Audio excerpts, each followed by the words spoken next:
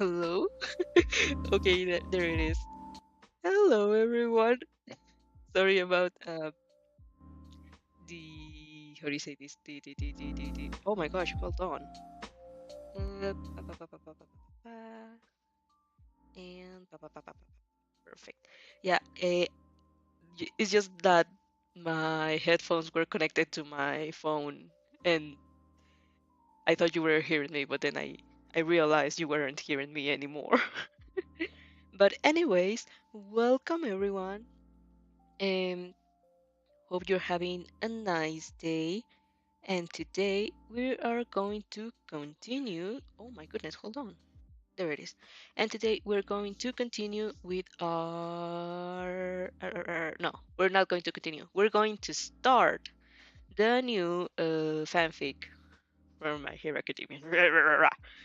So, as we've established, let me just get this page here. Let me pa pa pa pa pa pa pa pa. And there's nothing. Hold on. There it is. So, as we established, we've reached the half of the Bloodthirst fanfic. We get the half, and I said that if we get to the half of the fanfic, we were going to change to the second one. The second one being changing history in Kyotef. Now, the thing is, this this fanfic has like is not complete, but has like a lot of parts. Let, let me show you. It has 139 parts. So if we go by the same rule of being on the half, it would be like on the 69. Yeah, 69 more or less, more than that. But I don't know how many streams will we get because right? It's like I think it's too much, but also I don't know. It's like half.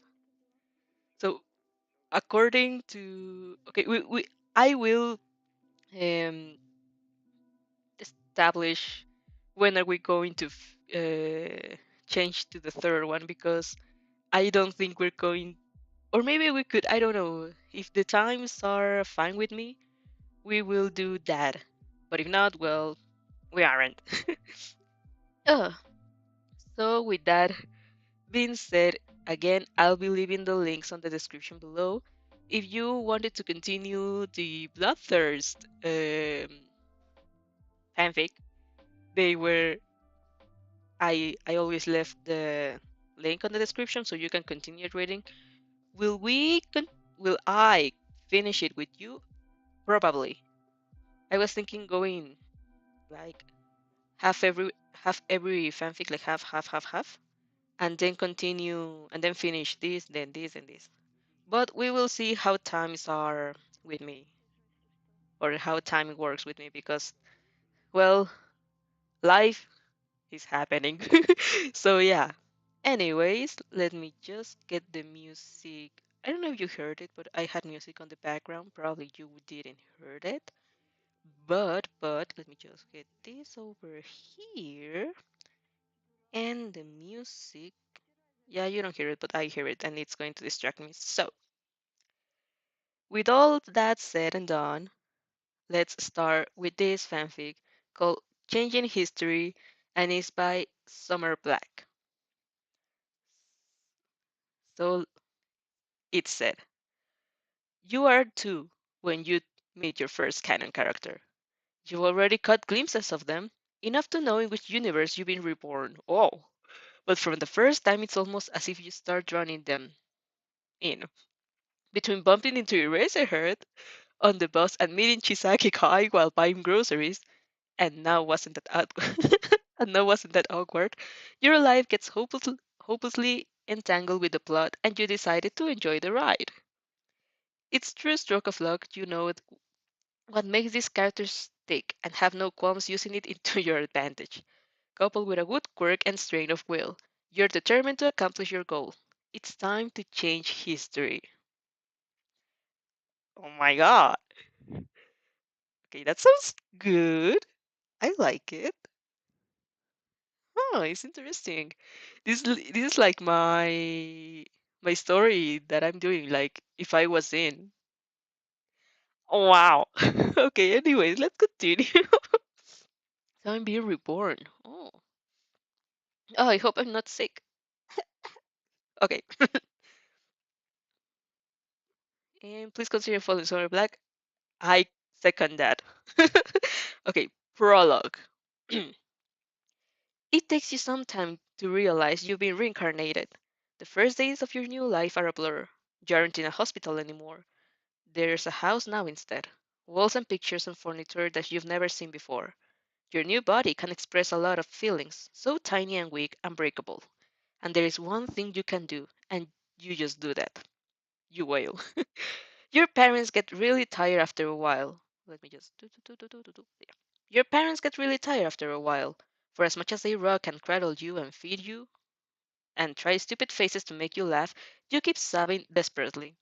At first they get stressed, then really concerned. They take you to a doctor, but he's left as puzzled as them. There is nothing wrong with your daughter, he says, furrowing his thick brows as he gazes down at his analysis.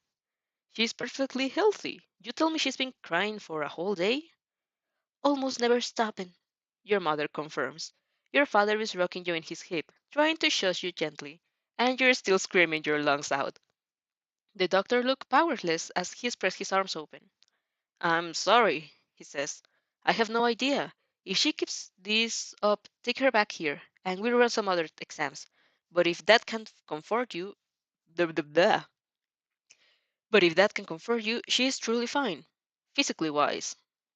Your parents not. They don't look very comforted. You hear your father mutter angrily in front of the seat of the car, that some doctors these days really don't know how to do their job, and you feel kind of bad for the poor guy. He's right, after all. There's nothing physically wrong with you. You're just crying and crying and crying because you feel like it. And really, there is nothing else for you to do. This situation you found yourself in is so glaringly wrong, that you have to express your uncomfortableness somehow. You had a life before. Although the memories are fuzzy and confused, and that scares you so much because what if they keep getting worse? What if you forget everything? You're 100% sure that this is not your first life, and that's wrong. This is not your body. Those are not your parents. That's not your house or your city. This whole world looks different. You shouldn't be here. You faintly remember your previous life. You had a family and friends, but you can't remember how it ended. Isn't it cruel? There's a huge void on your memory, as if you just fell asleep one evening and wake up in a new body, out of the womb, with two foreign faces smiling down at the tiny you. Maybe it truly went like that. Maybe you died in your sleep. You had a heart condition and nobody knew. Maybe it was a sudden or traumatic, like a car accident, and your brain locked the memory away. Maybe you will remember when you get older, or maybe you'll forget everything. You will harder. Oh my goodness. Oh my goodness. Your parents take you to the doctor again the following day. You've been crying all night and they've worried out their mind. Also sleep deprived. The doctor runs some other tests and once again is forced to admit that there's nothing wrong with you. He looks frazzled and nervous. Maybe because both of your parents are glaring at him. A tiny part of you feels bad, but the majority is still crying like a baby. Literally. And doesn't care at all. It happens while you're existing. There is someone else in the waiting room. A couple with a small kid. He must be around 4. You've never seen him before. Of course you haven't. And he doesn't catch your attention. But as you pass them, your parents cooing sweet things into your ears, in the vein of hope it will calm you down. You catch the sentence. It's the kid's mother to speak. Don't worry, sweetie. You took your quirk from mom and dad. You'll be able to control it just fine. He's right, the father nods, glowing with pride.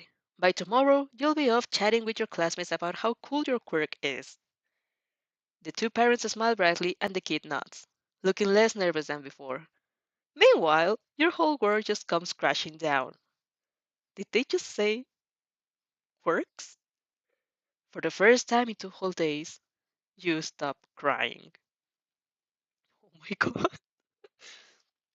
On the way back home, as your parents shoot you restless glances waiting for you to burst out sobbing again, you pay closer attention to the city. And you see. There are people in the streets with features and body shapes that wouldn't be physically possible in your world.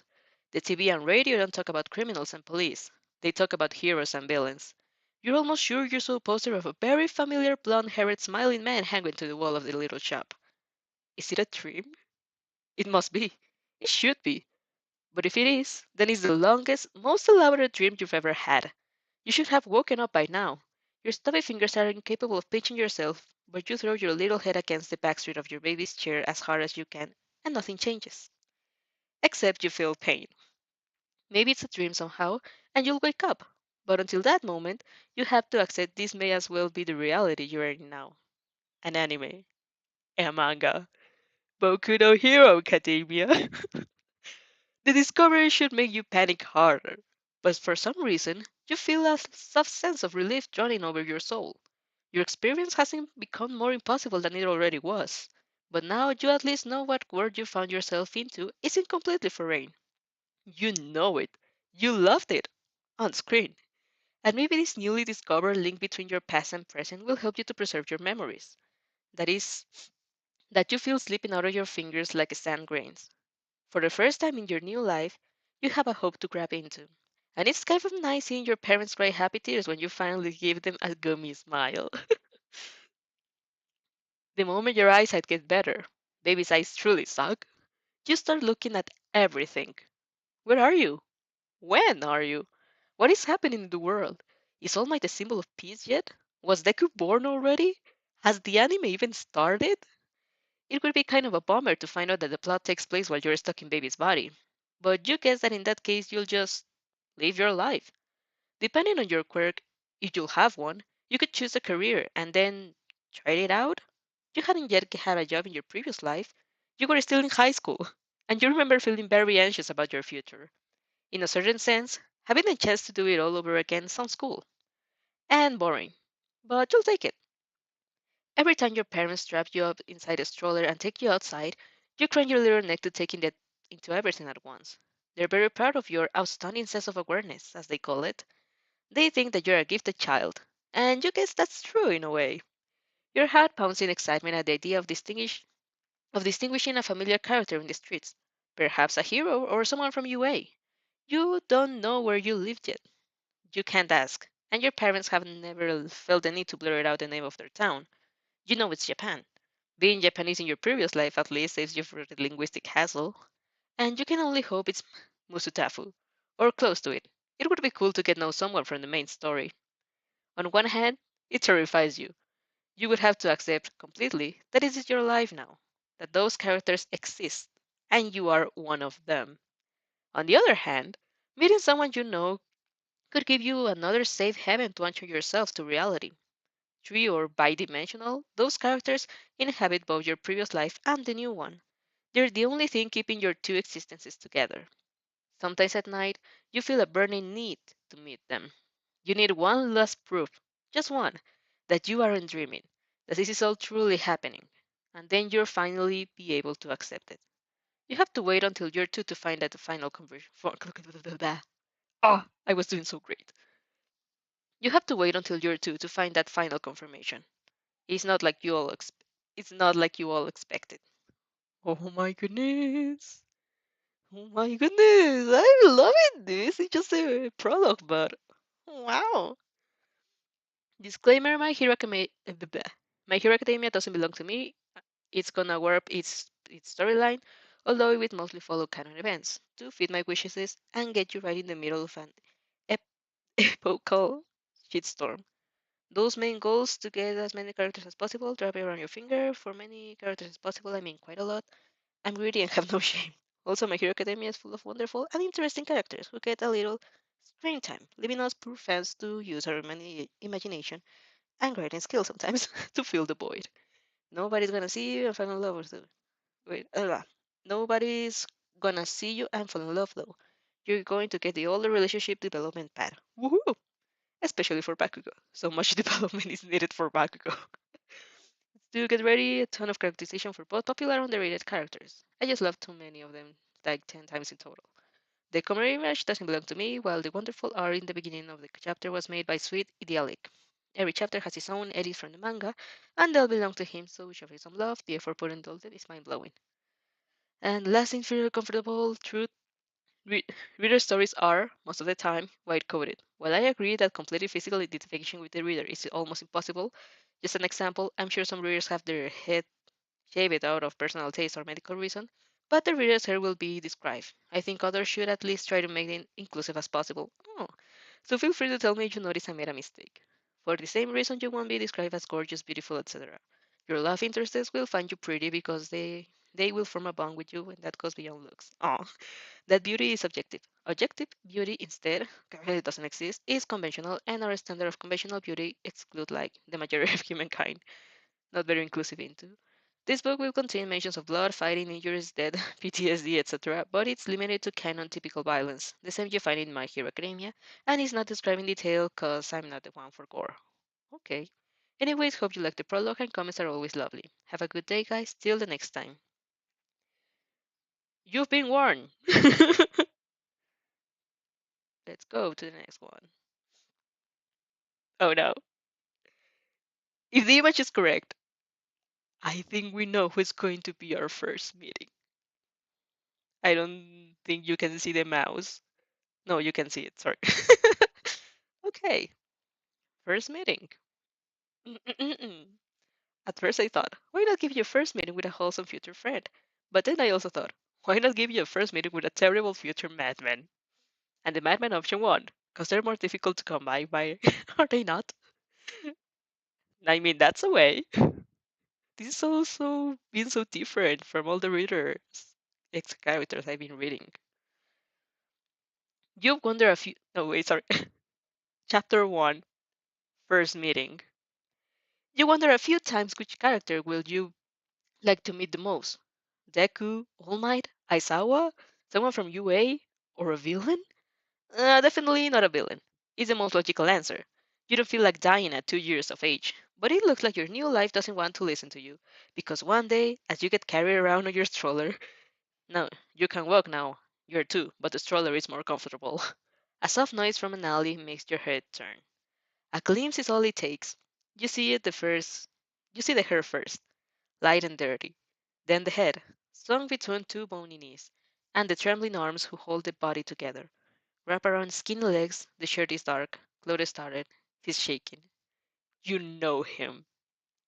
A garbled sound rises at the back of your throat, and your parents stop walking to throw you a perplexed glance. Mother leaves you at your level, thinking you're about to start crying, but your eyes are solely focused on the side alley.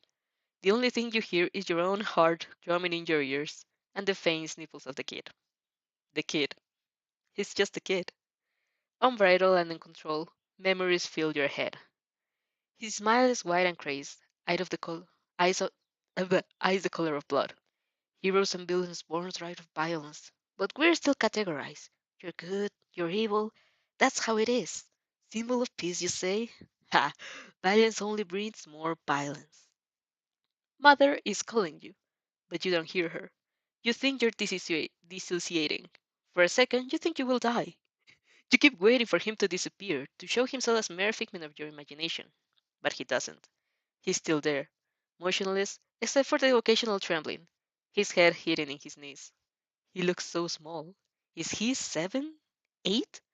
Maybe it's not him, you try to reassure yourself. Maybe he's just a kid who looks familiar. But you know he isn't. As if something inside you resonates with him, calling you, erupting you, telling you that yes, yes, you know each other. You belong to the same place. Your parents finally followed your gaze. Is that a kid?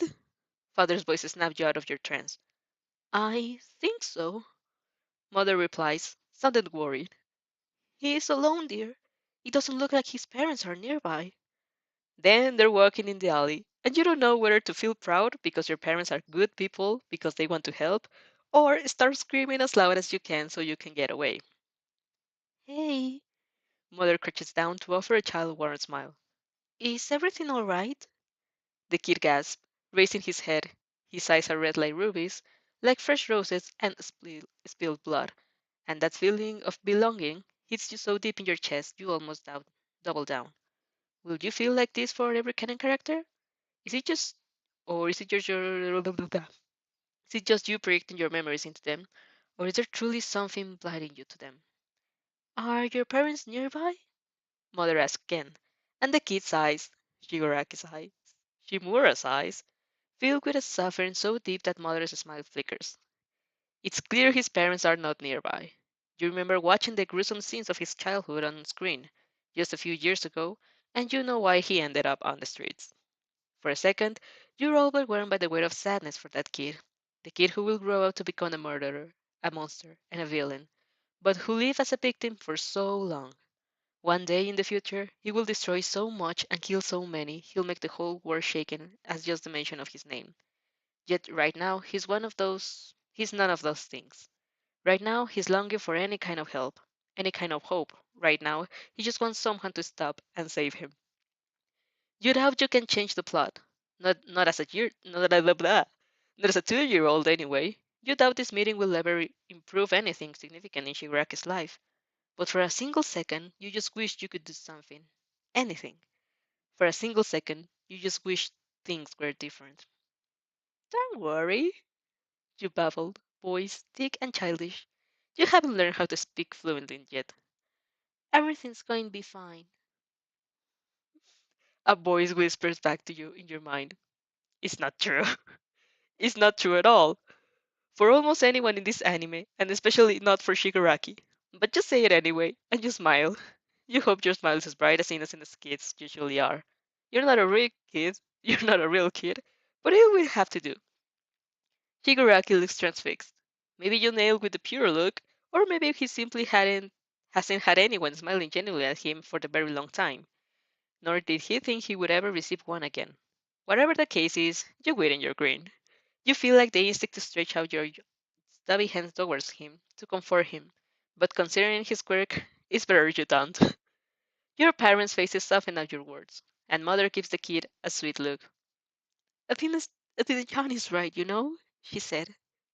She says, everything's going to be fine. Can you tell us your name? Hiroaki doesn't answer. He's not looking at her. He's looking at you. And this soft air of wonder in his eyes smooths out the sharpened edges of his expression until he finally looks like a child he is. His hands tremble for a second. He stretches them out as he could touch you, seeking some form of contact. Then a flash of terror crosses his face, and he lunges back. Oh no! Mother's hawk eyes like Mother's hawk eyes. Mother's hawk like eyes follow the exchange, probably thinking it will help calm the lonely kid down. She crouches next to your stroll. Don't worry. She sends him a reassuring look at your unbuckled your and she unbuckles your belt. Athena-chan is a very nice kid. She almost never cries, you know? It's fine if you want to hold her. All happiness drained from your face. Fuck, mother, wait. Yes, it's very nice that she's what she's trying to do. You appreciate from a specter's point of view her efforts to make the kids feel at ease. And technically, there are no risks. Your parents are still here. If Shigaraki drops you, they'll catch you immediately. If Shigaraki disintegrates you, though, there won't be anything left to catch. You gave him a quick look as mother holds you towards him and see exactly what you dread. Yep, no gloves. You're fucked. Wait, I'm not a baby anymore. I can just kick mother and run away. I mean, I'm sorry if I fucked up Shigaraki's self-esteem even more, but we're talking about life and death here. A toddler straight up running away from him feels like a slap on the face. But I can just get disintegrated because I don't want to make him sad now, can I?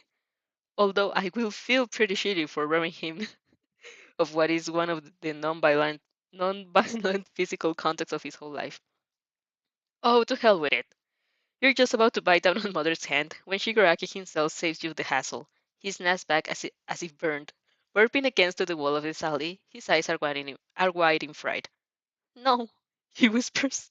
It's the first time he talks. His voice is raspy and hollow. I can't. I can't do Brosby voice. He lowers his eye to his hands, and it's as and it's as if what he sees horrifies him. He starts shaking violently, and you see his gaze a silver and unrestricted madness he'll one day use as a fuel for his hatred. I can't, he says again. He's looking straight at you, not at your parents, as if a 2-year-old could understand even a fragment of the heartbreaking longing and loneliness in his eyes. But you do. You understand him. You offer him a soothing smile, a gesture of forgiveness and comfort and solidarity, and for a second, as if as you truly understand each other. A kid and a toddler, both having lived much more than their ages suggest. Mother wants to reassure him you can feel it, but she understood that something is wrong. Her grip on your frame tightens. Just why don't you come with us? She says, but her smile is faltering. She wants to help the kid. She truly does, but she can't help but feel unsettled. We can call the police and they'll find out your parents or anyone else. You have someone who will take care of you, right? You can find your way home. A terrible grimace twists Shigaraki's features. It's as if he reached the conclusion in a brief gaze of the two shared, a conclusion will, which will keep haunting him for the rest of his life. As all the softness disappears from his expression, you feel like you're watching story in the making, or in the changing, perhaps. No, he whispers. It's better if I don't. I don't know if he talks like that. Then there is a flash, and for a second you think he's lunging towards you, that he's going to attack you, kill you, but by the time you reopen your tightly squeezed eyes, he's running in the opposite direction, a bald white and loneliness and tattered clothes. Oi, wait! Mother exclaims. She dumps you in father's arms and runs after him. But when she reaches the end of the alley, Shigaraki has already disappeared. You stay silent, rattled to your father's chest, and for the first time you realize throughout the whole meeting your heart has never stopped beating like a drum. You take a deep breath, letting the air in and out. It happened. You met someone. It's not someone you can use as any sort of anchor, but you still find the final proof you were searching for the last 2 years. This is your life now. This is your life. And judging by Shigaraki's age, you were born right in the middle of the action. Oh, wait, is it raining? Oh no, no, it's not raining. Sorry. Later that night, your parents still look shaken. You don't know how much no, you don't know how much of it is because of Shigaraki and how much is because of you. You hadn't made a single sound since you came back home. You aren't doing it to make them worry, of course. You just has too many things to think about. How would your life play it out? How do you want it to play it out? You could stay out of the trouble. Just living in Musutafu doesn't mean you have to be caught up in kind of events. Who knows how many people live their normal lives every day while Class 1A had to fight villains all time, every turn to the road. Content which with watching the sport festivals on TV and sometimes getting saved by a random hero. But do you want to have a normal life? You gave it a short You gave it a shot the first time, and it didn't thrill you that much. You can say that at least. You can't even say that at least if you can't even say that at least it kept you safe, since you managed to die anyway. And what happens if I die here? Am I born again into another world? Do I go back to my previous one, or do I just die? Sweetie, mother calls, and they tuck you into bed. Are you fine? You've been really quiet. You blink, round innocent eyes looking up to your mother's encouraging smile. Father is just behind her, nodding as if inviting you to express your thoughts. You lower your gaze to your lap. Mommy, you say softly, is the kid fine? Mother sighs. For a second, she looks indecisive, then she smiled and said, of course. You look up again, surprised. Of course. He, he's. We told everything to the police. No, it's the father. We told everything to the police, father explained. They know. They know. They know he's there now. They'll find him and take him back to his family, and he'll be happy. The heroes will help him. All right, Wonder Child? They were not. He huffles your hair and you giggle slightly, but inside, you deflate. For a second, you actually thought that your parents somehow managed to change the anime's plot, but they're just saying that to reassure you. You don't blame them, of course. You're two. They can't explain to you how society works, how life is unfair sometimes. They just want you to be happy and carefree and sleep peaceful at night. But even without telling you, you know unfairness anyway. You've seen it at first work hand more times than you can account. You don't sleep at all that night. Oh my god. At miles of distance, laying on the hard, cold ground without a blanket to keep him warm, another kid spent the night trembling, restless asleep. Sometimes his mind wanders, as it always does, to memories he would rather left buried in the past. But for the first time, the most prominent belongs to that very day. The beaming smile of a child, wide eyes too much with eyes with too much wise for her age. Everything's gonna be fine. He knows it's not true. He knows. But somehow the memory comforts him anyway. You. Well, I just hope I won't need me. I won't meet any villain. Shiraki, stop it. Ah, fuck. Oh my goodness. Oh my goodness. Chapter 2, Green and Red. After that, it's as the first meeting unlocks something. It's as if the first meeting unlocks something for you. You don't know why, or what. Wait, hold on. There. You don't know what or why. You don't even know if your hypothesis makes sense. You only know that for the first time you found Shigaraki, you start meeting more and more canon characters. Is that if something in you attracts them, or maybe something in them attracts you. It's just random glimpses at first. Once you are almost sure you see Bakugo Mitsuki at the mall. Another time you can swear the lady in the fancy restaurant on the other side of the street is none other than Midnight in civilian clothes and bright red lipstick. Yet another time your eyes almost popped out your sockets because holy shit, is that a small Todoroki Natsuo in the crowd? You don't know for certain, but the resemblance is uncanny. They're just fleeting seconds, and you've never talked with any of them, but it's too many to be a coincidence. Then they start increasing. You bump against someone on the bus and raise your eyes to meet a pair of sunken, sleep deprived ones. Your breath hitches. Your parents encourage you to apologize to the young man, but he just waves his hand and grumbles that it's fine, that he wasn't looking either. His black hair is tied to a loose bun. He grabs a bottle of eye drops from his pocket, takes a few, and leaves the bus, muttering under his breath. You never stop staring at him. Father scolds you because it's rude, but you follow his form with your eyes until you can't anymore. You can't believe you just met Aizawa Shota. Pretty fucking hot. A very worthy symphony specimen. How much of the is? Oh no. How much of the age difference again? Definitely too much. But anyway, another time you spot from a car window a girl going on the swing in a park, surrounded by friends. And by the way her bright pink skin glitters under the sun, you're almost sure she's Ashiro Mina. You know it's only a matter of time before those contacts escalate, and part of you can't deny you're quite excited. What will it be? Will you end up in the slums and run into a small Chisaki guy? Will your house need to be repaired and turns to Uraraka's family business? Will you find yourself in danger and get saved by pest genius?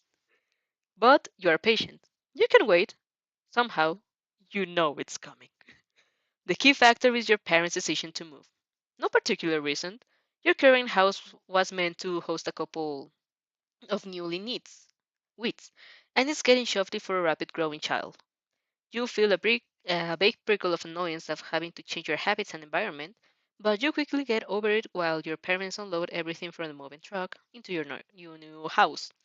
You are given permission to wander around the unfamiliar surrounds and end up in a very familiar park. Oh no. At first thing you hear is Brush Boy shouting, ah! It doesn't sound like a scream. No, it doesn't sound like a scare scream. More like a enthusiastic battle cry. You peek curiously from behind the tree. And it's a fortune you're hidden since nobody can see your mouth dropping up until it hurts. You feel like you could faint. Take, then take this, and this, the kid yelled, punching the air with a tiny fist. Fist that, fist that will be so lethal in the future. Fist that everyone will learn to stay away from. I'll beat all the villains when I get my quirk. Oh, and he would. He will. That will be the plague of his lifetime. His all spikes and rough physic. His his all spikes and rough edges physically, mentally, emotionally, burn sugar and loud curses. I pledge to be the number one. And then, and where's the And where there's one, the other one always follows, does he not? Through his word, a Mickey voice from out and next to the brash one. You're so cool, Kachan. I'm going to become a hero just like All Might. Softness, so polar opposites those two. For every, for everyone, for everywhere one is cutting, the other one is soft, kind, small but strong, determined, unwavering. I want to become a hero. Maybe you're not too, maybe you're not as good as hiding as you think, or maybe it's because you just gasp really loud. No, no one can blame you though. But one moment the four kids, Tsubasa and Inaba, were the other two, are talking between each other, and then and the next they're staring at you. You freeze. Why? I don't know what. Oh hi. Katsuki frowns. The expression is almost comical for a childlike face. Who are you? I'm I'm Athena. You hastily bow arms at your sides. I just moved here with my parents. Please take care of me. You receive no answer. When you risk a glance, you see that Katsuki is predictably scowling. Tsubasa Inaba looks lost, as if waiting for his reaction to understand the adequate way to treat you. And Izuku, thank God for the cinnamon rolls, is smiling widely. He's so cute, I can take it. Nice to meet you. He bows too. I'm Midoriya Izuku. If you need help around here, you can ask us whenever you want. He's probably just speaking for himself since the other three don't look too much on board with the idea. But you smile gratefully. He speaks very fluently for being three or whatever he is. Katsuki hasn't gotten his quirk yet, so they must be toddlers.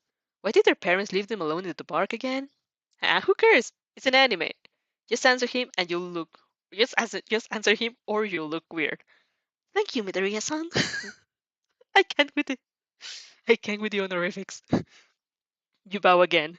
The boy flushes and stammers something in reply. Maybe he's never been addressed as Midoriya-san. Does the nickname Deku already exist? Or has Katsuki cruelty not gone so far yet? Katsuki scoffs, as if sensing you're thinking about him. My name is Bakugo Katsuki. Bakugo-san? You nod, bowing again, because really you have no idea what else you should do when meeting new people. You haven't been a real kid far too long to remember how simple it was back then. San, Bakugo lips turn onto a mocking smear. Why not Sama then? If you want to show respect, do it properly. Ah, yes, he's a shithead already. Lovely. You furrow your brows, eyes around and innocent. Is San not of your liking? The boy doesn't seem to appreciate the way you talk. He's always been much more perceptive than he seems, and maybe even as a kid, he feels the undercurrent sarcasm in your words. He doesn't. He just doesn't fully understand it. No, he glares. It's not. I see. You bow again. Please forgive me for my mistake, Bakugo-chan. You have to remind yourself that Bakugo didn't yet get his quirk, because what happened next suggests otherwise. He snarls, cracks his knuckles, and figuratively explodes. Oh my god. If you had to be completely honest with yourself, you were expecting for him to blow up and get mad. It wasn't like you weren't riling up on purpose. You're just human, and a very pretty one at the head. But what you weren't expecting was for Bakugo Katsuki to actually fucking give it a roll and launch himself at the top of his waving his fist. What the fuck? What kind of reaction was that? Who was raising this kid? Mitsuki. Right. Not expecting it, you get hit straight on and fall to the ground with a small oof. A random fist manages to catch you and pain blooms your chin. Letting out, letting out an annoying hiss, you quickly move your tiny arms to withdraw yourself from the kid's anger. You have two advantages. Firstly, you're just toddlers, which means anatomic development is far to come. In spite of the difference in gender, your physical strength is more or less equal. Not even Bakugo Katsuki started lifting weights at 3. Second, ay. Secondly, you have more years of experience under your belt and you know how to play dirty. So you headbutt him. The moment he's dazed, you grab a handful of dirt and throw it in his face. Then, then headbutt him just for a good measure. Fuck. Your forehead hurts. Your chin too. Your whole face hurts. Ah! Bakula yells as he tries to get the out of his eyes. They're getting red and puffy, and he can keep them open. Kachan! Itsuka screams, but makes no move to help him. Maybe he objectively realized that Bakugo is in the wrong, or maybe he just doesn't want to get caught into the crossfire. He still looks pretty flabbergasted, and you offer him a polite smile when his eyes meet yours. You're kind of beating Katsuki now, though. Getting something stuck in your eyes is painful and itchy experience. You sighed. Coincidentally, you brought a water bottle. Will you really sacrifice your precious water for that asshat, though? Yes, you will. You're not even thirsty. I am deeply sorry. You bow for the umpteenth time as you spill some water on your fingers. I'll help the boy cleanse his eyes. The moment your hands graze his cheeks, he bows blindly in front of him, hitting you straight on the nose. Ah, he barks. Eyes still closed. That will teach you. You eagerly bring the hand to your face, in disbelief that how someone can possibly be that crass. You were trying to help him, and now your nose hurts too. Lovely. I'm not sure you're actually taught me anything, even murmur. Except that you're a fucking shit ass motherfucker who should eat shit and die on the side of the road like a dog to cleanse the world from a pathetic existence that nobody even asked for and in the first place, you son of a fucking. A very rude boy. Oh my goodness. You breathe in slowly in and out and count to 10 to calm yourself down. It really doesn't work. Rude, huh? Katsuki sneers. Part of you feels like a vindicated surge of satisfaction, seeing that he still can't open his eyes. Who cares about being rude, you damn extra? You challenged me and God was coming for you. He started with the extra shit. Just fucking lovely. I don't remember challenging you. You frown. You dug me unprovoked. You know who does that? Bakugo, Bakugo just frowns, as if daring you to end the sentence. What will you say? A criminal? A villain? He's just ready to kick your ass, because he's going to be a hero. A meanie! You end, pronouncing the word with such tremendous distaste as it seems impossible just to utter such a childish insult. A huge, big meanie. Katsuki stares at you in silence for a few seconds before bursting out in mocking crackles. You're you're such a kid, he cheers. Tsubasa Tsubasa and Inaba laugh at him with him. They look nervous and very out of their depth. Yes, you nod. I am, in fact, 3. I know that's stupid. I am too. But you're just an extra. And you're a meanie. Oh well. You stand up, dusting off your trousers, and being careful not to soil your beaten up face. This is the first time you get punched in your new life. It's not pretty. I have to back home. I have to go back home now. You bow gratefully at a 30-degree angle. Thank you for taking care of me. See you soon, Midoriya-san. You sure you make sure to raise your head and stare straight into the vermilion before ending. Bakugo-chan, stop! Then you bolt out of the park. Oh my goodness! You internally. If only I could beat you up right now, I would do it so fast that you wouldn't even have the time to realize how stupid and useless your existence is. You externally. You're very mean. Oh my goodness. Ugh. We all know Reed is very shy and antisocial, and the 2 minutes Reed is following Bakugo home, befriending his mother, and getting an invitation to Christmas dinner. Oh my goodness. Uh, too much things to read. Author's note. Ugh. The main thing you make your recurring the characters that are born inside My Hero Academia. Readers are born into the universe. Poor authors have to invent 100 different they bump to each other by total chance storylines and make you randomly approach him so he touch you, although he's a completely stranger. Since people don't normally approach strangers, then I still want you to interact. Okay. Next one. Chapter 3 Blooming Friendships. When you came back home with a crooked nose, a bruise in your chin, and a scratched forehead, your parents are appalled. You just move here and their daughter has already been assaulted. Not exactly a great start. You assure them time to time again that it's nothing. You just felt playing with your new friends. But for some reason, they don't believe you. You're very hurt by their mistrust. Not like you will believe yourself in their shoes, but whatever. They ask to meet those friends of yours. Since you know that meeting Baku is a sure way to make them move again, you you check that there's you check that he's not there before introducing them to little Midoriya, alone on the scenes. Things go even more smoothly than you expected. Your parents are absolutely enchanted with sweet, polite Midoriya, and he blushes up storm under their compliments. You almost feel awkward, as if you're the stranger of the situation. Then they invite him to dinner. They promptly get his mother's phone number and call her to ask for permission. And poor Inko is so overwhelmed but happy, he immediately agrees. You're left to wonder how is it your parents are befriending people in your stead. You can understand their enthusiasm though. You're not exactly a social butterfly in your new life. You do enjoy having to making friends, but it's just so difficult forming meaningful connections with 2 years when you're technically older. So the moment your parents find out that you have made what seems to be a friend, they attach themselves like a leash. Is it really fine by you? Midoriya asked, fiddling with his fingers, when your parents are just returning bags at the end of the street. Of course! You smile brightly. I would love to have you. I would love to. I would love to have you over for dinner, Midoriya-san. The boy blushes. Again, you've learned that he does that whenever or whatever reason. Literally anything can make him blush. A bit like Atsuki and exploding. Only that Midoriya's reaction is at least cute.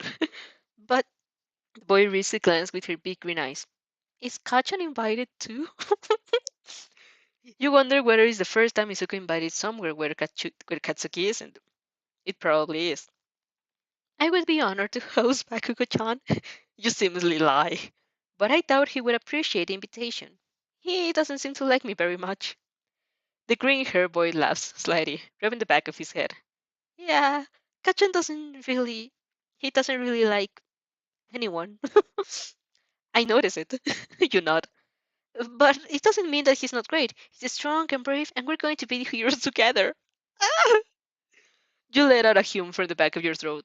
You know, being friends with you know being friends with Bakugo is, for whatever reason, really important for Midoriya. But part of you is tempted to say, fuck it, and nick into the bud. Bakugo's friendship will bring only pain and isolation for Midoriya for years. That isn't something you're willing to overlook. I don't think so. You pronounce the words very carefully. Your 3-year-old tongue still has trouble sometimes. If he wants to be a hero, he should reassure people as he saves them. And being strong doesn't justify being mean. I think at the moment he is. Midoriya looks over your shoulder and pales. You can guess that he's. You can guess what he just saw, but it's too late to stop the words rolling from your mouth.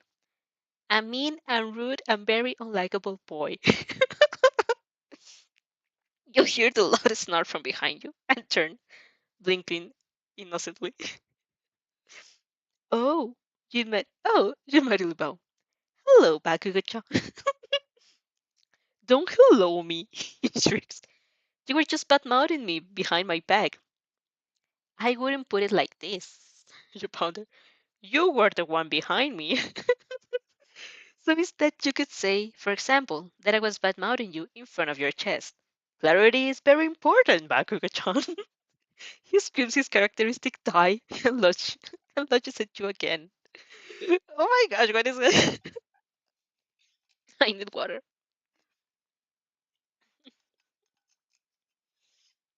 Oh my goodness. This is so funny.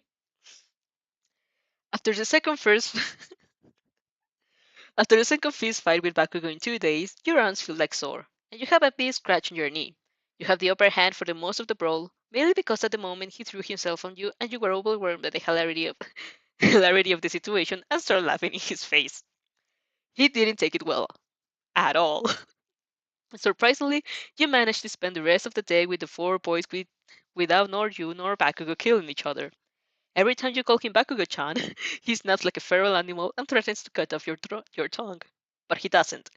Maybe it has something to do with how black Bruce is blowing on his jaw, or maybe you just simply made him fall for your charms by being an by being an insufferable, but nothing short than polite, little shit.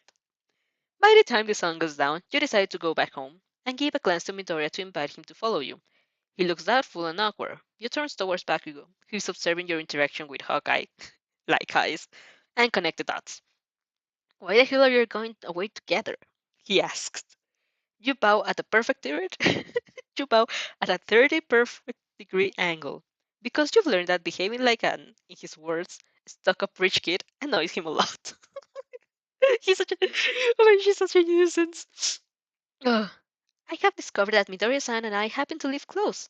My parents have asked me for someone to walk me home since they're worried I could get lost in an unfamiliar environment. Midori-san has graciously accepted my request. The green-haired boy blushes and starts babbling. He probably feels embarrassed lying to his friends, but he doesn't tell you to stop, so you guess you're doing the right thing. Ah, Katsuki jabs, looking amused. And Suk, what? And Suku should serve as a protection. You blink. Do you wish to? Do you wish to walk me home, Ben? Kabakugo-chan? Exactly as you predict. He bristles and spits something like as if before turning the other way and telling you to hurry up and scram. It's only when you're already out of the park that his in radial jest reaches your ears. And don't call me that, you extra. You turn to Midori and give him a close-eyed smile. Bakugo-chan is very lively, isn't he? The boy sweat drops. You could say that. Ugh. I'm sorry for making you lie, he mumbles as you're walking. He's toying with red hanging from his shirt and avoiding your eyes. It's just that I wouldn't want the others to feel like they're excluding them. I understand, Midori-san. You nod sullenly. But it's not mine or nor your fault. Bakugo-chan is a the fucking gigantic humongous asshole. A very brash boy. I'm sure he will grow on up sooner or later. Sooner rather than later, since if he tells Izuku to throw himself off the roof, I'm kicking his ass to the fucking moon. Yeah, Izuku knows, and you could swear he just let out a snicker. Then, when the others want to, let's have all dinner together. Oh! You smile softly, although you know it will never happen. I can't wait. You're a liar! Oh my, that was so cute. Dinner is an awkward matter. Midori is a shy boy, and although he can speak better than any 3 years year old from your previous life, anime logic, you guess, he still squeaks and stammers every time someone asks him a question.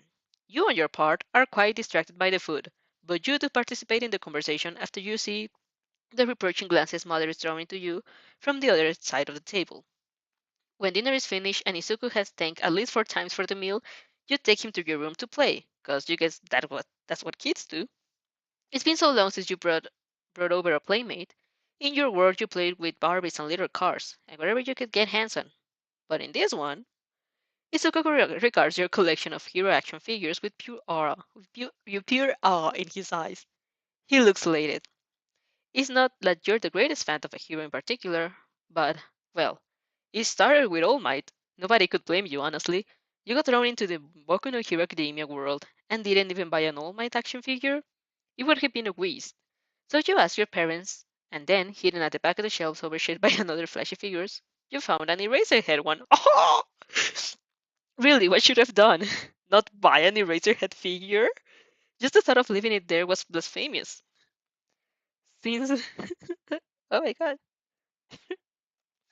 Since by then you were already in the shop and there were many heroes to choose from, one thing led to another, and you took Best Genius too, and Midnight, and Mirko, since she didn't nearly have enough screen time. Then you decided to restrain yourself. You weren't even that big fan. 5 action figures were more than enough. But you hadn't taken into consideration your parents, who seemed for the first time engaged in a normal toddler activity. Promptly got so excited they bought you the whole collection. You couldn't really blame them. Although now your room looks like almost as fanboyish as Izuku's. And he, on his part, looks absolutely amazed. Whoa! As I just reserved an email. Okay, everything's fine. Whoa! He laughs, spinning in circles as if to admire everything at once. You have so many of them! You really like a lot of heroes, don't you? I guess so, you mumble, kind of bashful all of a sudden. You don't really know you don't really know if you like a lot of heroes. You like them on screen, but whatever but everything is so new and you thinking that All Might exists and he's actually living, breathing person? Damn, it's weird. You have all the top ones. Oh, Izuku looks around, suddenly noticing something. Except for Endeavor. Ah, you sweat drop. Ah, yes. They had finished him by the time I arrived at the shop. I would like to finish him, fucking piece of it. She's doing the right thing. You even have the limited edition of All My Silver Age costume. Izuku let out a sigh of admiration, looking at the little action figure as if the most wonderful thing in the world.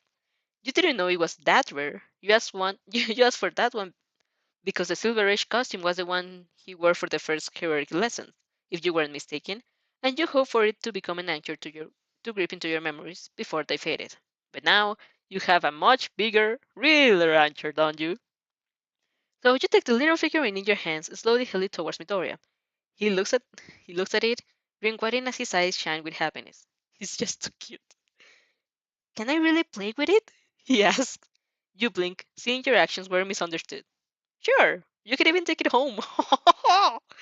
Izuku let out a distracted laugh, much too engrossed by the toy he's holding in his hand, like one he would treat a religious relic. Then he blinks. Once, twice. Eh? Eh? You can take it home, you repeat. If you want. A second of silence. Eh? Oh, fuck, anime screams are so loud. Yeah, I mean, you feel so awkward. Why does it have to be like this? It should be a meaningful moment with some touching music in the background, as the sun rays lighting up your smile and just in the right way for it to become a star. Oh my gosh. Yeah, I mean, you stop, take a breath, counting to 10 in your head. It would be my honor to give you this gift, Midoriya-san. You bow, maybe overdoing it, but fuck manners. No, but fuck. Manners are everything you have when you don't know what to how to deal with social cues. Izuku's brain promptly short circuits. He starts blurring and blushing and shaking his head as he wants to fall off. No, no, I can possibly. Truly, you bow again, but this time it's more wide to your burning. Is to hide your burning face. Why is it so being so difficult? You just want to do a nice gesture, damn it. I wouldn't treat it. I wouldn't treat it with the same care you would anyway. It deserves to be in the best possible hands, right? The green-haired kid lowers his gaze to the action figure. And is there and is there for anyone to see how much he cherishes he cherishes us already? He's absolutely starstruck. But he's still Midori Izuku, so he offers you an insecure look and said, But you're the one who bought it. You surely like heroes as much as I do. Maybe, you reply, but I don't know if I'll become one. I could be anything in the future, while you will be a hero for will be a hero for sure, don't you? Won't you? For a second, time stops. You raise your gaze just a little so you can meet Izuku's all-filled eyes as he registers what you said. And finally, finally, the sun angles just in the right way to give you some sort of shine to your expression. It happened. Now that is an anime scene. You can almost hear the soundtrack. Oh my god. Oh, oh my goodness. You He he looks lost, as if wondering whether he's dreaming or a small, tiny, and frail. But you can see a shadow. You already see a shadow of the man he will be. You truly think I'll be a hero? You you gave him a close-eyed smile. I know you will. And well, you aren't lying, are you? And if Izuku sniffles a bit, is still drying his tears a minute later. You kindly pretend to not notice. And so, me slamming a hand on the table. Izuku deserves confidence. Oh, I need water. Oh my goodness. Oh no. Mm. Oh, that was That was amazing. This is amazing. Uh, Chapter 4. Tale of an Inflated Ego. In a few months later than Bakugo... Yeah, it's a few months... Blah, blah, blah. Again. Chapter 4. Tale of an Inflated Ego. It's a few months later that Bakugo Katsuki develops his quirk. He's he's one of the first. Technically, Tsubasa was an early boomer, but he received not even a gram of attention Katsuki does. The teachers praise him, everyone admires him, and you just can see his superiority complex is getting stronger by the minute. He was already pretty popular, which with the fire in his eyes and his words on his fist, but now he's basically revered in the whole kindergarten. Actually, saying it saying it like saying like that doesn't sound impressive at all. But for a child at his age, it surely is. He starts gloating, showing off his quirk to anyone and everyone, and no one and on one hand you know that it's not really his fault. More of the most of blah, blah, blah, I don't know what's happening with me. Actually, saying it like that, it doesn't sound impressive at all. But for a child his age, it surely is. He starts gloating, showing off his quirk to anyone and everyone. And on one hand, you know that it's not really his fault. More of all the adults in his life are inflating his ego like a balloon. But on the other hand, he's fucking annoying. Bakugo-chan, you gave him a tight-lipped smile that doesn't reach your eyes. You want to become you want to know something nice? He scoffs, shooting a mockly glance at the glance to gaggle the kids following him around, as if to ask them, what could this extra want to tell me now? Then he turns towards you with an infinite magnanimity blazes with your attention. What is it? We all know you have a quirk.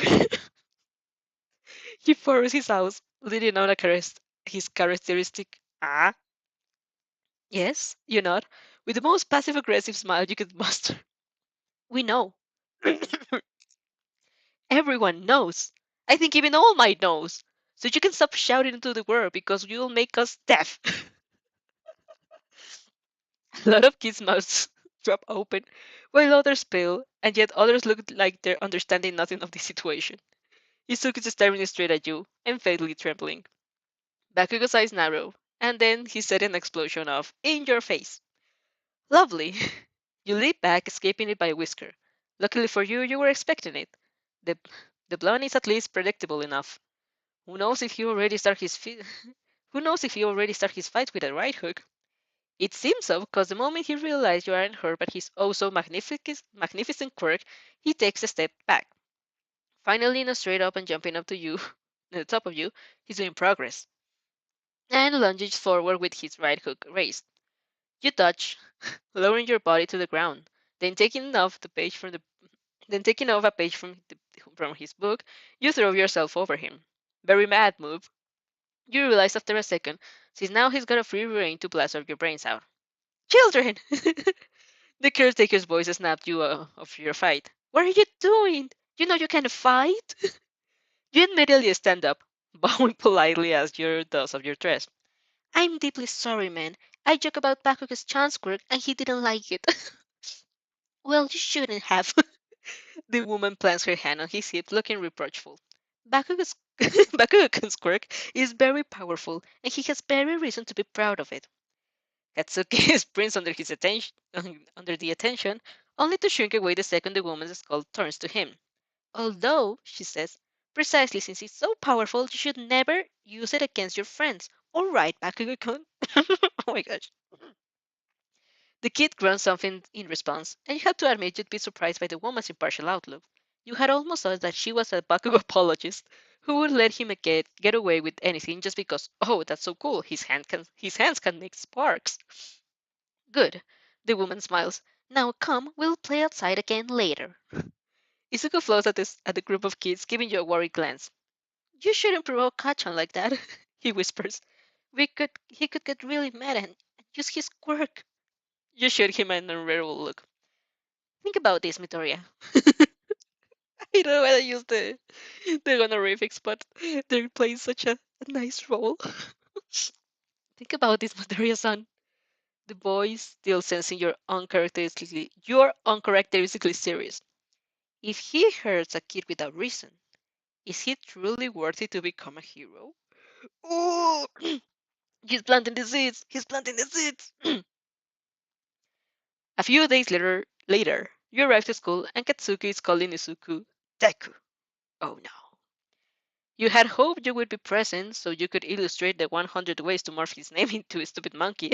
You have no idea if it's actually possible, but who cares? Instead, it happened the previous day in the park. You really don't want to steal Uraraka's thunder. Also because the scene where she changed the meaning of Deku is truly touching, but you don't want to leave Izuku stuck in with a derogatory nickname for more than 10 years either. You lastly send out a quick prayer of forgiveness to Uraraka, whatever she whatever she is, and try to comfort Izuku with your borrowed knowledge of kanji and the meaning of the Kiru. You're a lot more, you're a lot more, you're a lot more awkward than Uraraka was in canon, but his eyes shine and his smile is so wide to hurt when he realizes that even his new nickname can be written in a befitting to a hero. Your heart melts, but it's not enough. Not nearly enough. You can simply stay on the sidelines and intervene to console Izuku only after the harm has been done. That's not the kind of person you want to be. You need to have a talk with Bakugo Katsuki. Oh no! Bakugo-chan. You attract his attention one day in the park. There is nobody yet. Not Tsubasa, Inawa, nor Rizuku, nor the other kids who follow Katsuki around. You have no doubt they'll arrive soon, but you'll make the most of time you have. What is it, you extra? He asks, as crass as always. You sit next to him on the swings, looking up in the sky. After a few seconds, you can already feel him getting restless. But maybe he feels that the situation is more serious than usual since he doesn't blow up. Yet. Tell me, Bakugo-chan, what do you think is the most important thing for a hero? Winning.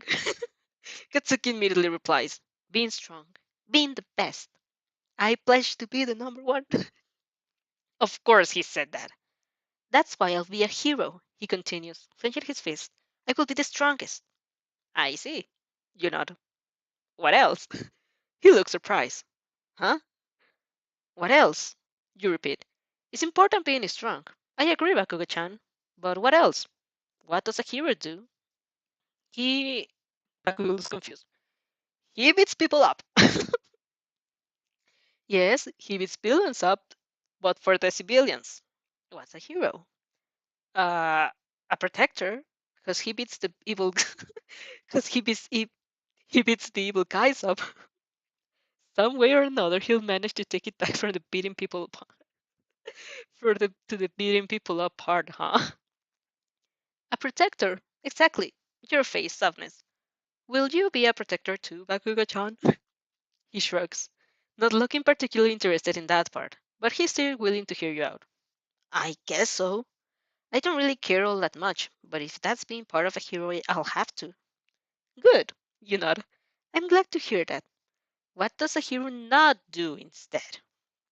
Katsuki seems a bit disgruntled at the questions, but they regard heroes, so he replies. He doesn't lose. He never loses. And he scrunched his eyebrows, thinking about what you said. He doesn't beat good people up, only evil ones. Exactly. Remember that, Bakugo-chan? He huffs. Of course, I remember everything about heroes. You see the other kids at the end of the road, distinguishing Tsubasa's blood-red wings, so you turn towards Katsuki to face him fully. Then remember another thing, Bakugo-chan. Since you're here by now, you may you may as well give it your all. It's not the quirk that makes a hero what makes a hero. Oh. He looks about to protest, so you cut him off before he can. There's a hero in training right now whose quirk is basically being a There's a hero in training right now whose quirk is basically being a bunny. You blurt out. You didn't plan that part of the speech, so you're just going to go with it. Wing it. Doesn't sound very cool, does it? It sounds lame. Katsuki deadpans. It does. Hey, you're not talking about my Mirko like that. You agree, sending out a quick apology to Mirko. And yet she could become so strong. There are quirks like a maiden's pork perfume or or talking really loud, or even just being smart.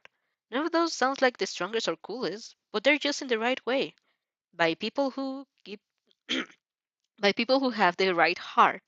That's the most important thing. Part of you feel almost embarrassed spreading all that idealism. You have never been so naive in either of your lives. But Bakugan needs to get it through his thick head. And besides, animes are made exactly for idealistic thinking. That's one of the reasons you like them. They're sweeter than reality. There you are. Maybe, Bakugan conceals. But a quirk is really is still more important. You have to be strong. And to be strong, you have to train. If you don't train, even a quirk as powerful as yours is only good. It's only good to light enough fireworks. Oh, I'm hearing things. Hold up, I'm hearing things.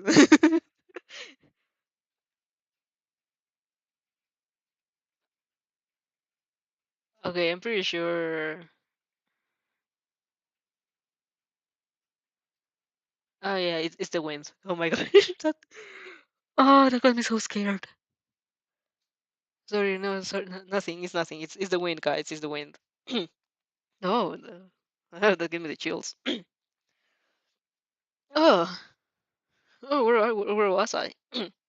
Right. And to be strong, you have to train. If you don't train, even a quirk as powerful as yours is only good to light up fireworks. Katsuki looks absolutely outraged. So you quickly try to make amends. You will be strong, Bakugo-chan. It's easy to let the words roll off your tongue. You know they're true. You will be incredibly strong. And it will be partly because of your quirk, yes, but more than that, because you have the right drive. You're determined enough to let nothing stand in your way to the top. And that's what will make you successful. Huh. Katsuki stays silent, mulling over your words. You stroke his ego hard enough so he can explicitly tell you he doesn't agree, since you did say he will become strong. He definitely agrees. At the same time, though, he can't help but think that his explosions are the coolest thing ever. Think about it like this. Luckily, the kids walking towards are slow as fuck, and they stop to wait for a third friend. If you hadn't your blah, blah, blah. If you hadn't gotten your quirk yet, would you be weak? Of course not. Katsuki balls his hand into his fist. I would, but I would beat everyone up anyway. Exactly, you laugh, jumping down for the swings. And that's because you have the right heart. That's the most important thing. Oh, she's so cute. You feel exhilarated. Bakugo looks taken aback by your sudden enthusiasm. He's never seen it in your eyes, brighten up like that before. Your smile so dazzling, the faintest hue of the red spanks on his cheeks. I guess so, he mutters. Bakugo! A voice called him from the other side of the park. It's Tsubasa.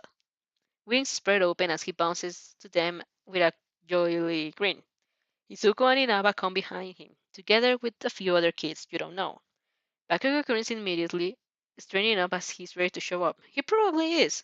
You gave him a few minutes to most blah blah blah. You gave him a few minutes and most before he starts blowing things up and boasting around his coolness. But that's fine. He's still a kid. You hope your words had some effect, and in the meantime you nod along to his confident yells. Huh. It happened 1 week later. By now, it's practically certain that Itsuku is quirkless. You don't know whether he already had the fateful doctor appointment, but you do know that everyone in your class has a quirk, except you, Izuku, and two other kids. One of those other kids is in the park that day, and you can guess from the scratchings on his skin and the way he sniffles that Bakugo and his goonies haven't been kind to him. Oh no. Izuku stands before him, impossibly, impossibly braver than you would ever be.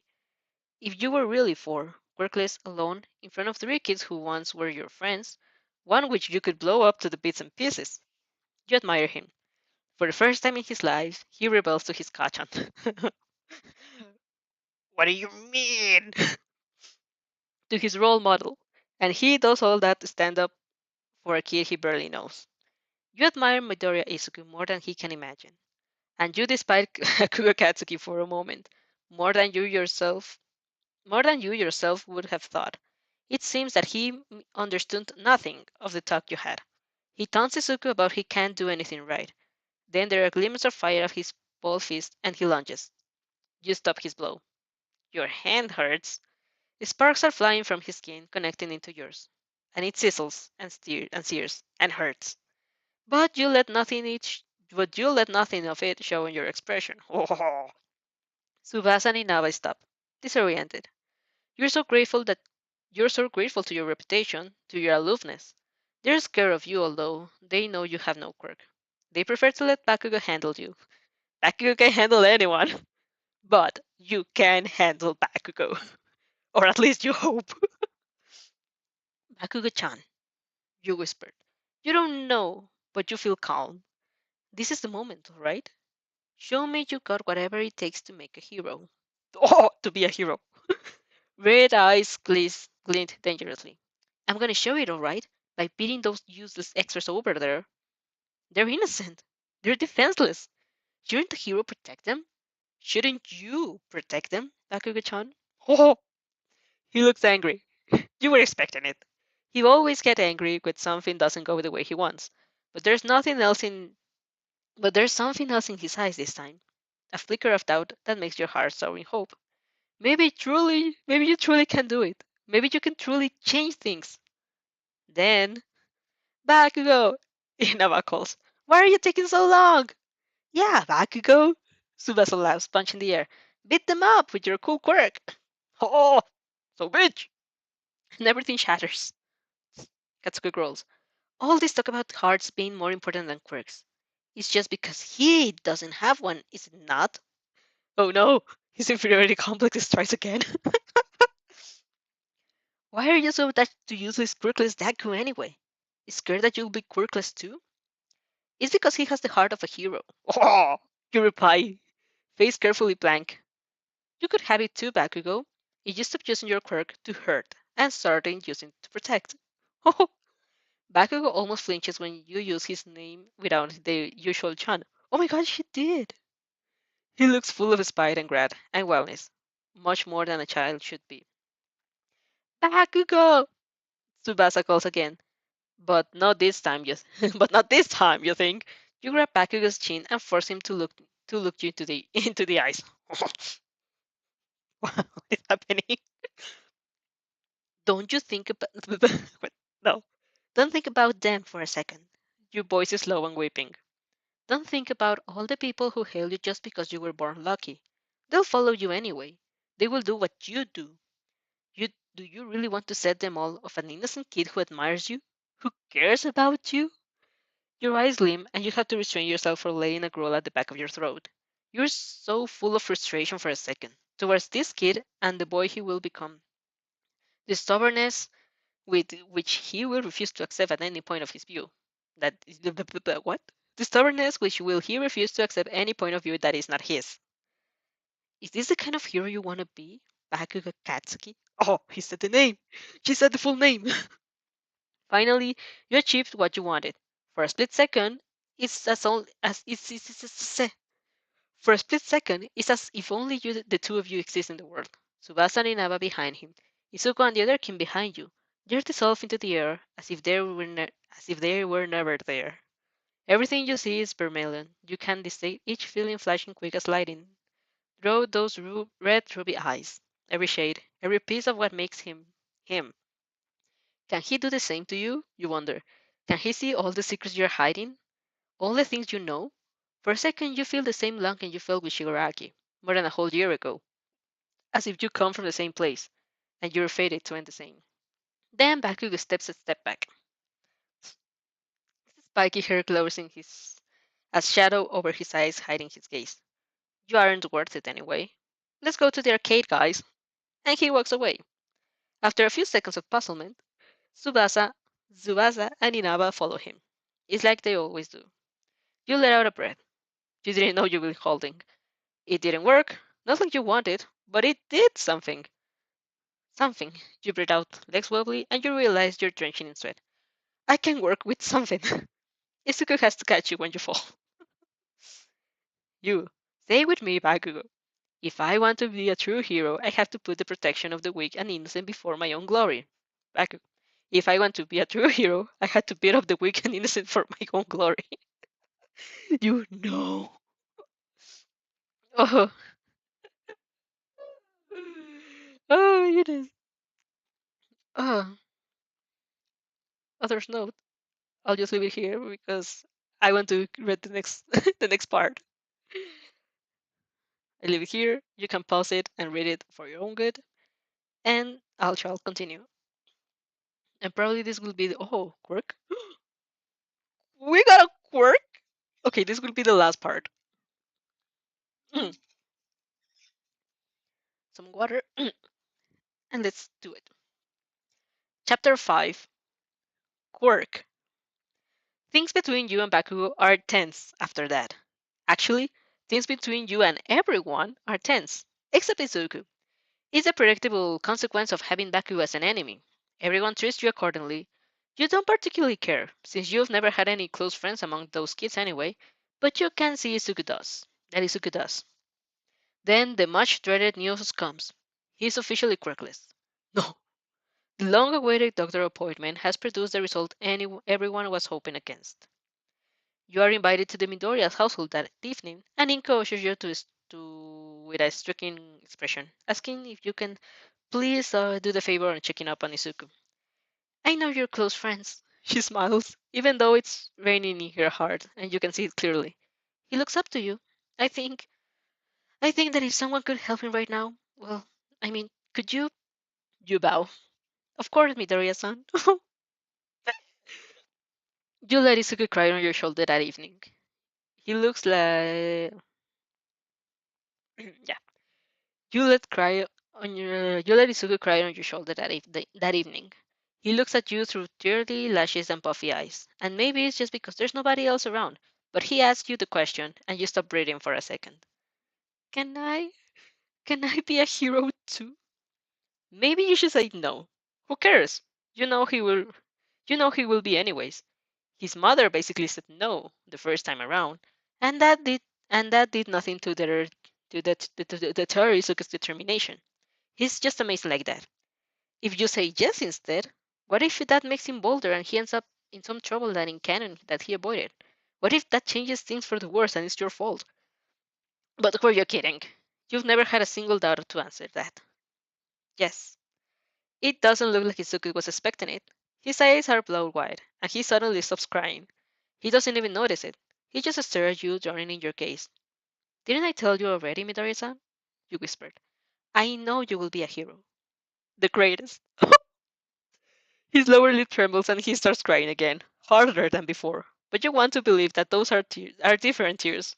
You want to believe that somewhere, somehow, a weight has been lifted from that kid's chest, a hole mended before it could truly open. You hold him tighter. When your parents found out that Izuku's being quirkless, they exchanged weird glances that makes your hair stand for a second. It's not possible, right? Your parents can't be a judgmental pricks. You're almost completely sure they're good people. They've never shown otherwise. Sweetie, Mother said, sounding uncertain, do you want to do you want the doctor to visit you too? You blink. Oh, your shoulders sag in relief. They aren't discriminating. They're just worried you'll be quirkless too. Your quirk doesn't your quirk didn't yet blah, blah, blah. Your quirk didn't yet manifested. After all, I don't really care. You shrug. You still don't know what you want to do with your life anyway. But why not? You can book an appointment next week. If it will do you good to find out the truth about yourself after all. Your quick, or the lack thereof, will be such a big part of the future. The sooner you knew about it, the sooner you can start preparing. The doctor appointment is on Friday, but it quickly becomes unnecessary. On Tuesday, you find out the truth on your own. You have to admit that maybe that time the fault lies partially within you. You were annoyed to begin with, and having Bakugo bump against you in the park and let out a snarly "move it extra" didn't help with you fast forward mood. Oh! You exclaim, exaggerating, waving your arms as if hailing that's passing the boy. Oh! It's the almighty Bakugo-sama! Beware, you common mortals! He's passing! You turn towards the other kids. Izuku is choking in his spit.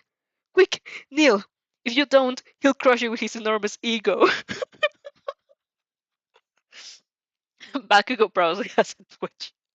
And another. And another.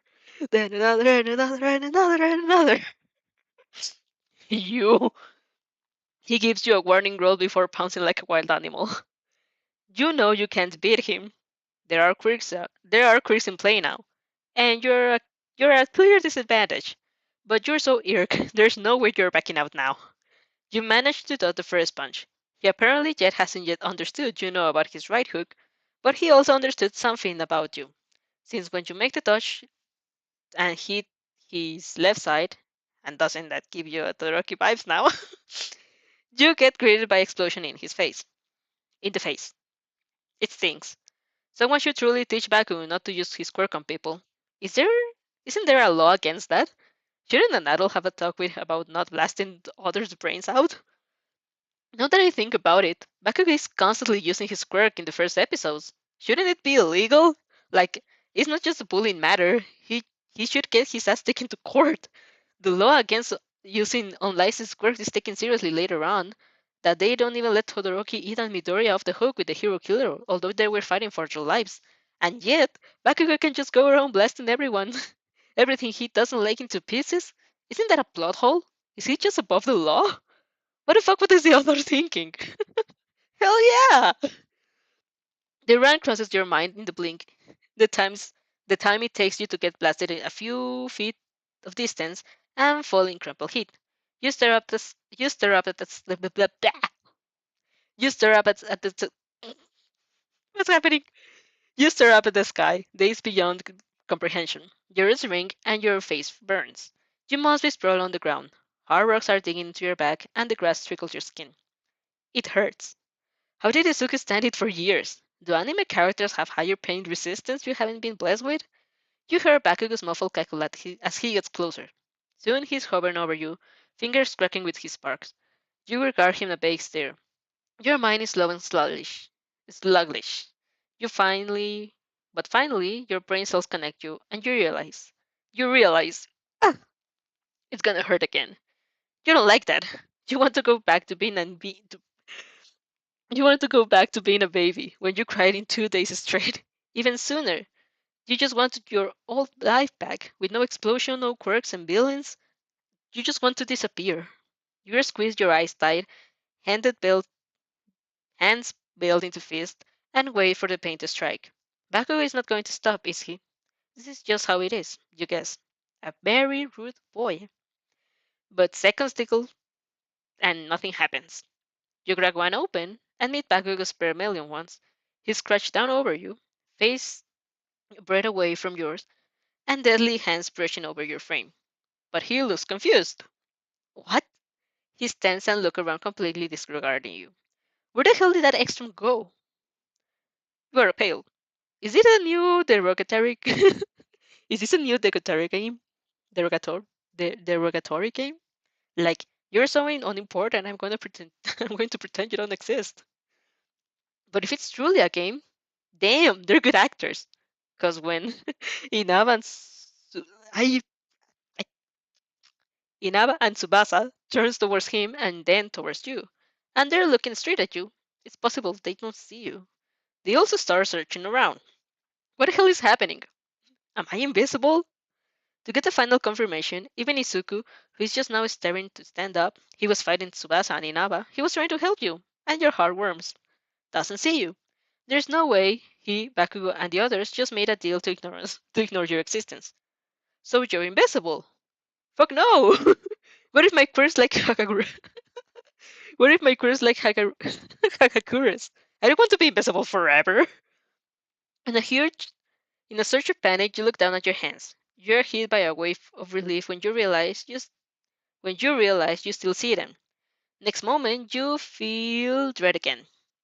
For you can see the outline of your hands, yes, but not the hands.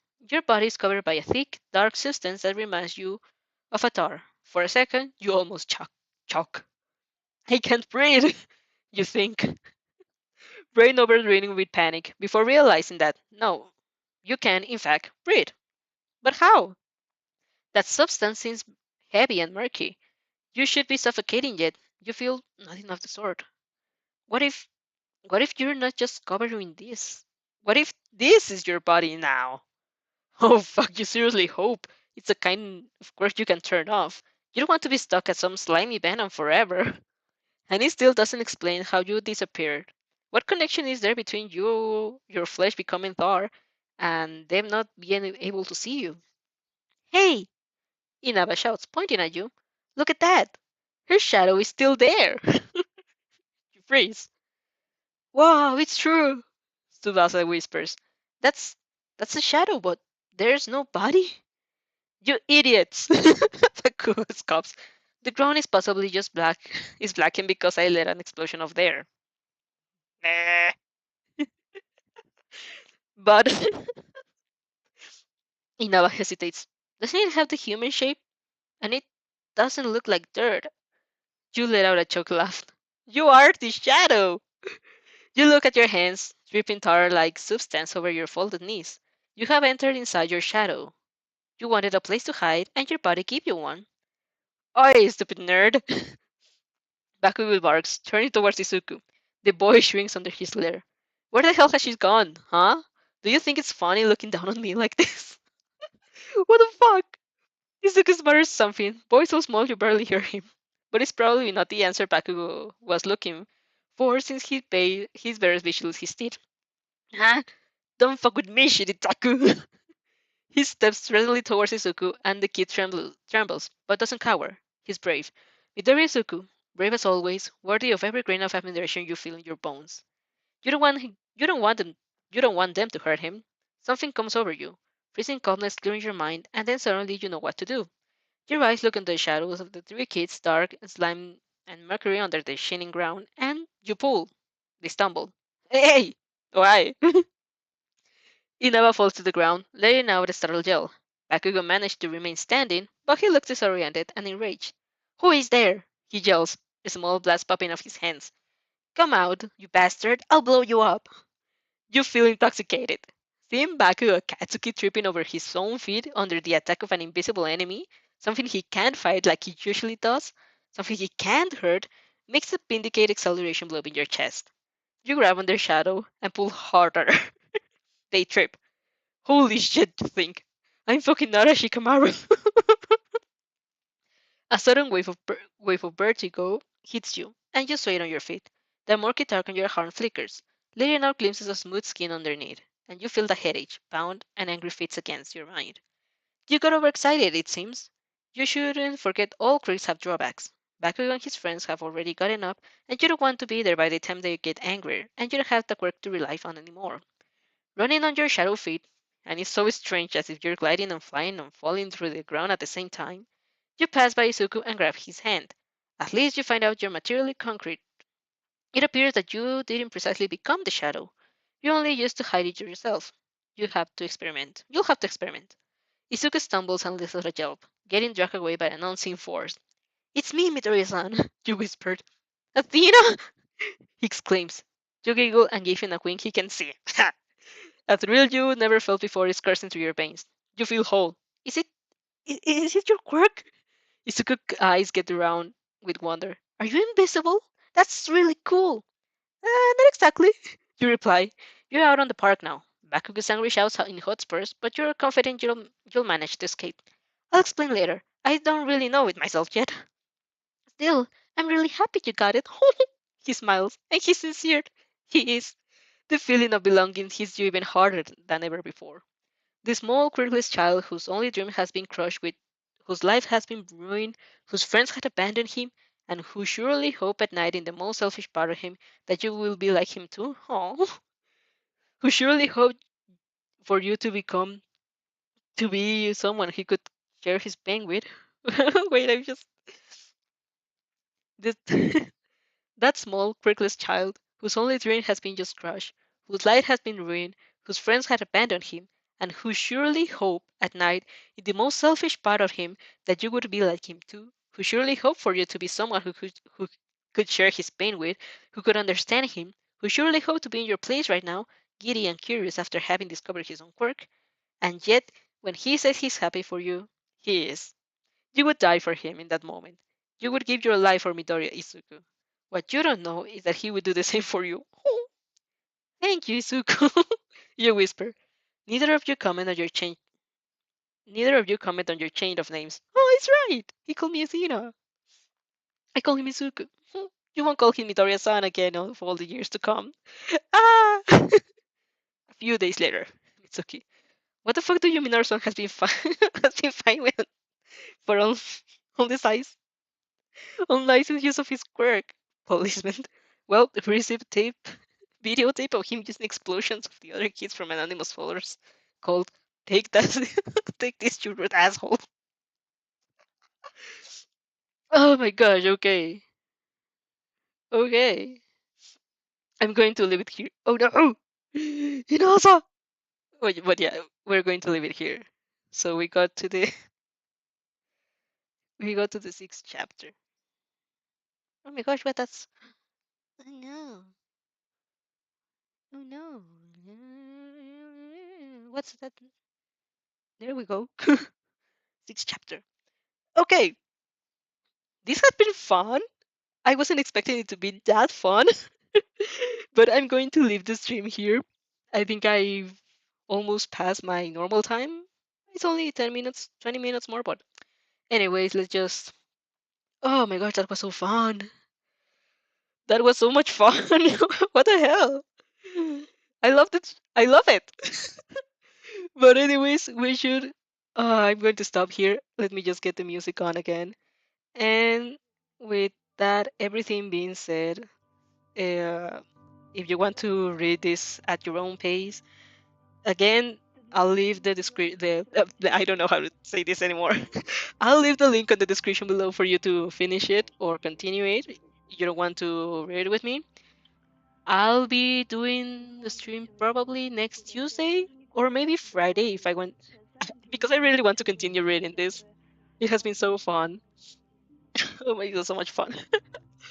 But then again, we will see what happens. Anyways, thank you again for being here. If you want to be reacting on the stream, oh my god, it's going to rain. I need to hurry. Okay. Then again, thank you for everything. Thank you for watching and supporting this channel. If you want to know more, subscribe and get the notification bell activated for you to know when I'm doing streams. With that being said, thank you very much again, and we'll be seeing each other next time. Bye!